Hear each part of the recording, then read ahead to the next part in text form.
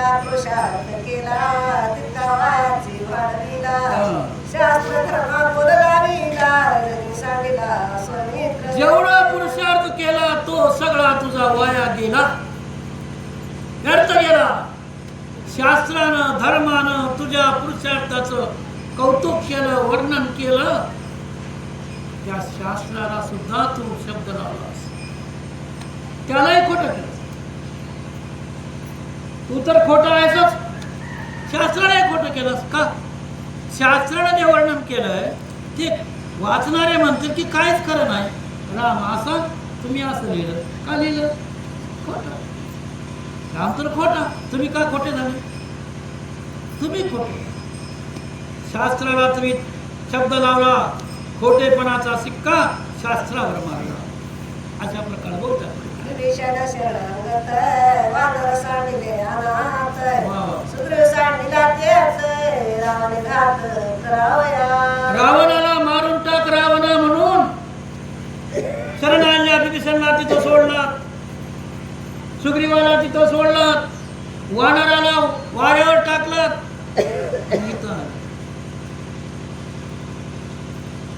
किती अवघड गणित आहे तुझं. हे बरोबर आहे का वागणं? वागणं बरोबर आहे तुझं? कंठ भरून आला हनुमंतरायाचा. कामा तुझं हे बरोबर आहे? मित्र धर्मामध्ये बसते हे, शिष्य धर्मामध्ये बसते हे. तुमच्या तर रघुवंशाची ख्याती अशी आहे, शरण आलेल्याच्यासाठी वाटेल तो प्राण, वाटेल ती किंमत मोजून त्यांचं संरक्षण करणं हे तुमच्या वंशाचं ब्रीज आहे. कुठं गेलं? त्याला रावणाच्या दारात सोडलं. अशा प्रकारे बोलतात. पुढे काय? आम्ही येते गोळा गोळा घेऊ शकतो कमांड गोळा काय शिरावनाचे बळ रवी सगळं जिंकावया. अहो त्याला जिंकायला काय?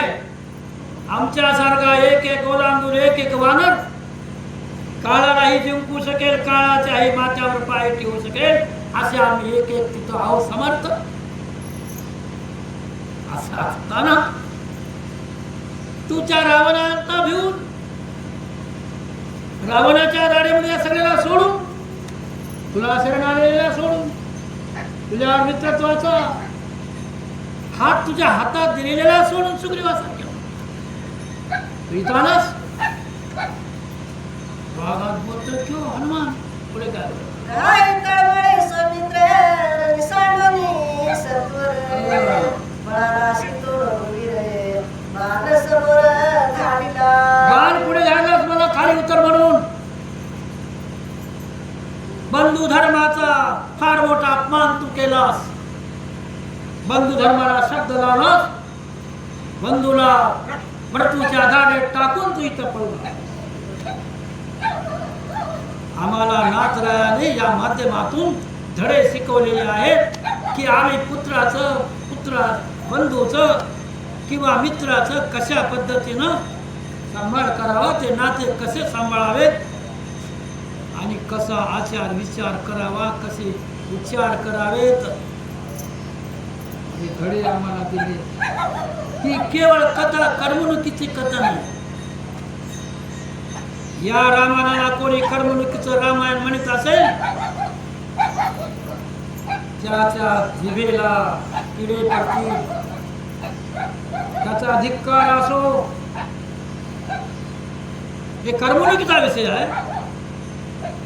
जीवनाला नीतीचा, विचाराचा, आचाराचा धडा देणारा हा विचार हे रामायण.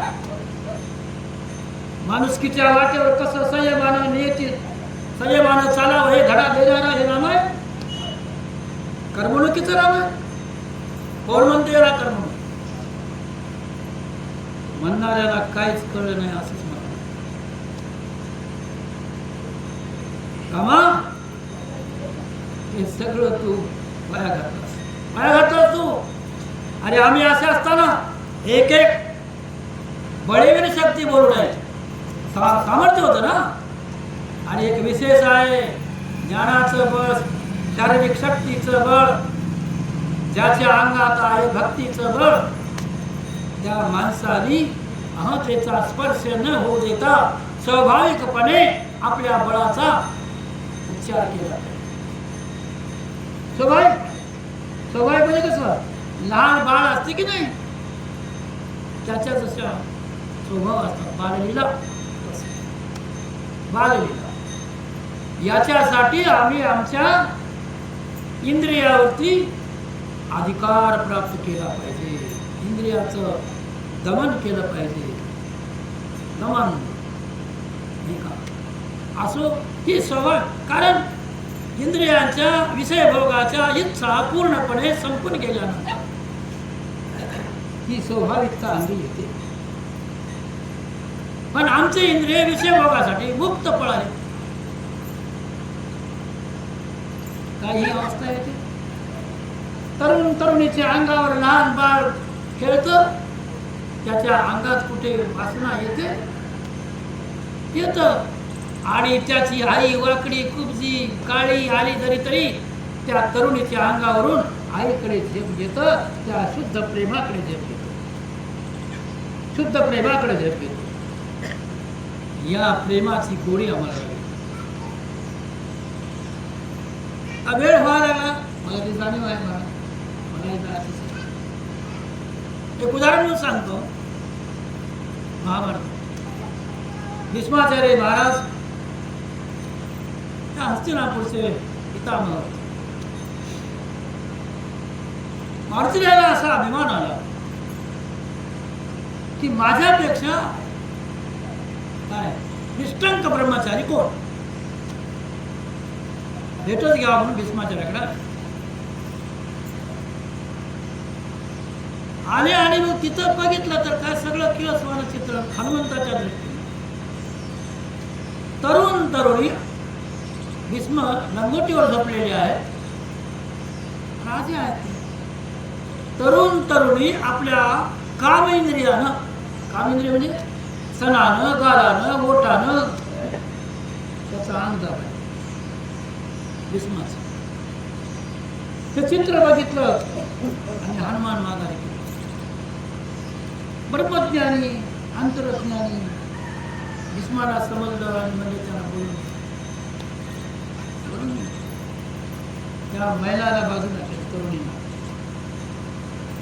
बस म्हणजे म्हणता बस, बऱ्याच दिवसापासून मी तुझी वाट बघत होतो, तुझ्यासारख्या ब्रह्मचार्याच्या हातानं पाणी प्यावं.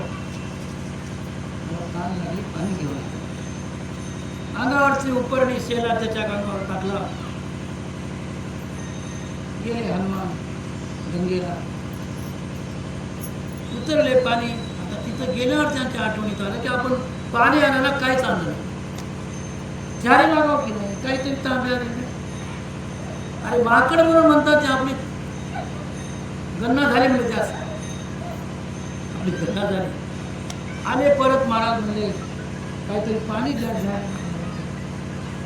म्हणजे हनुमंत असं कर, तू जसं ते झोळी केलास की नाही म्हणजे पहिलं पाणी आणण्यासाठी, ती झोळी गंगेच्या पाण्यामध्ये बेबी इतक्या तू जायचं, बेबी इतक्या पाण्यात ती झोळीमध्ये बुडवायची आणि त्या गंगेला म्हणायचं, हे गंगा माते तुझा पुत्र हीच ब्रह्मचारी असेल तर त्यांना ताण लागली पाणी देऊन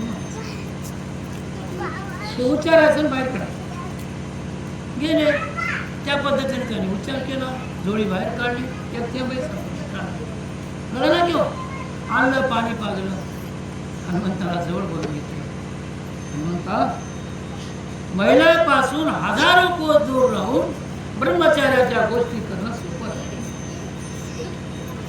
नित्य सानिध्यात राहून ज्यांच्या काम वासनेला अजिबात स्फुरण निर्माण होत नाही, ज्याची वासनाची वेळ झुंपूनही बघत नाही, तो खरा. तेव्हा अशा प्रकारचा भाग असणारा, तेव्हा भगवंताला त्या भरतावरती रागावतात, म्हणजे भरताला राम समजून